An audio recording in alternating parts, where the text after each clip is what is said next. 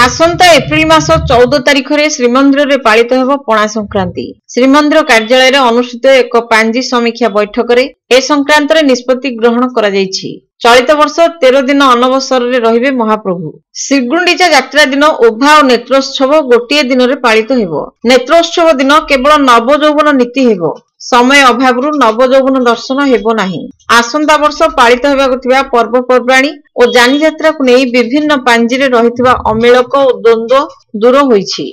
आसंता वर्ष कार्तिक मासरे पंचुक 4 दिन पालित हेबो। लक्ष्मी नृसिंह बेश हेबो नाही बोली पांजी समीक्षा बैठक रे निष्पत्ति करा जायछि। 2025 फेब्रुआरी मास 2 तारिख रे हेबो श्रीपंचमी। 1959 मसिया एवं 1971-72 मसिया आधार रे 13 दिनिया अनवसर पक्ष नीति करा जिवो। श्रीमंदिर रे चालुथिबा हाथ गणती गणना अनुसार अनवसर नीति 15 दिन करा जिवो। एप्रिल 13 तारिख पणा संक्रांति बोली अनेक पांजी रे उल्लेख रहिछि। मात्र पांडुलिपि और समस्त गणना आधार रे 14 तारिख पणा संक्रांति बोली स्पष्ट करिछि मुक्ति मंडप पंडित सभा।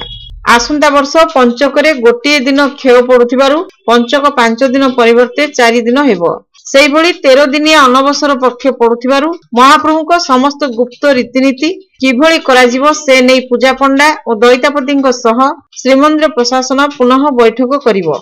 1959 मसिया और 1971-72 मसिया रे 13 दिनिया अनवसर पक्ष समय रे जेउ भली नीतिकांति होइथिला चलित वर्ष सेही अनुसार नीतिकांति करिबाकू निष्पत्ति होईछि। श्रीगुंडीचा यात्रा दिन नेत्रोत्सव शोभा यात्रा पड़ुथिबारु पहंडी और रथ टणारे विलंब होई पारे।